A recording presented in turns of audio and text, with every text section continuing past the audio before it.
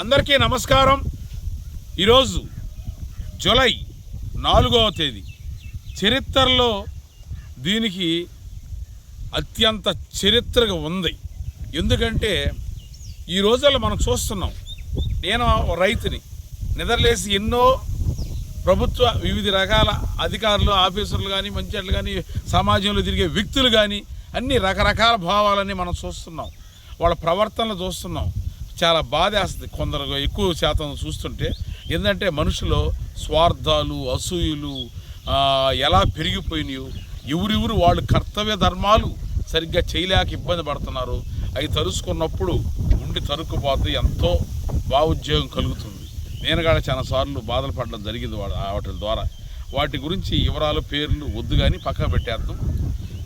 ఈ విధంగా వెనక ఫ్లాష్ బ్యాక్లోకి వెళ్ళిపోతే ఒక 120 సంవత్సరాల క్రిందట ఒక మహానుభావుడు, ఒక స్వతంత్ర సమర యోధుడు, భరతమాత ముద్దుబిడ్డ, మన్యం పులి, అగ్గిపిడుగు అటువంటి వ్యక్తి పుట్టిన రోజు ఈరోజు. అల్లూరు సీతారామరాజు గారు జయంతి, ఆయన పుట్టినరోజు. ఈరోజు ఆయన పుట్టే కనీసం 127, 120 అయిపోయినప్పటికి కూడా ఈరోజు ప్రతి ఒక్కరు తెలుగు వాళ్ళ హృదయాల్లో ఆయన ఉన్నాడు. ఎందుకంటే ఈ రోజుల్లో ప్రతి ఒక్కరు చూస్తున్నాం, వాళ్ళ కర్తవ్య ధర్మాలే సరిగ్గా చేయట్లేదు. వాళ్ళు ఉండేది చేయాల్సింది.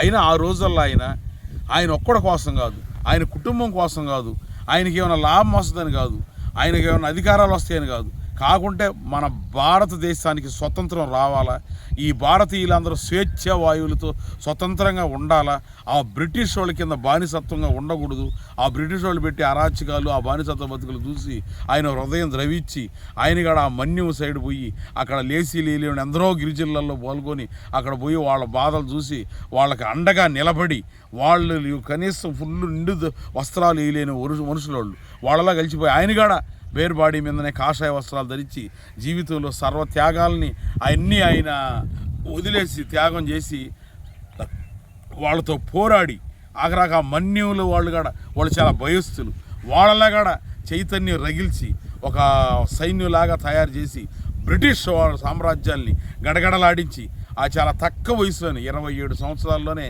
ఆయన బ్రిటిష్ వాళ్ళ చేతిలో ఆ విధంగా వీరమరణం పొందడం జరిగింది.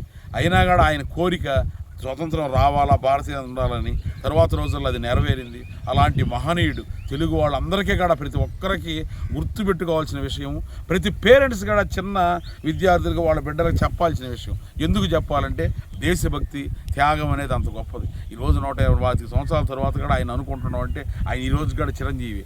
ఇటువంటి పరిస్థితులు ఇక పోతే కేంద్ర రాష్ట్ర ప్రభుత్వాలు కూడా పరిశీలించి ప్రతి స్కూళ్ళల్లో 2వ తరగతి నుంచి 12వ తరగతి దాకా ఆయన గురించి జీవిత చరిత్రలాగా ఆ పాఠాలు ఉండాలని మనస్ఫూర్తిగా మేము కోరుకుంటున్నాము. ఈరోజు అల్లూరు సీతారామరాజుకి జన్మదిన శుభాకాంక్షలు తెలియజేస్తున్నాము. ఆయన ఈరోజు లేకపోయినా చిరంజీవిను ప్రతి ఒక్కరు హృదయాల్లో ఉంటారు. ఇంకొక 100 ఏళ్ళ తర్వాత ఆయన అలాగనే వెలుగుతుంటాడు కీర్తి ప్రతిష్టలతో. Okay, thank you.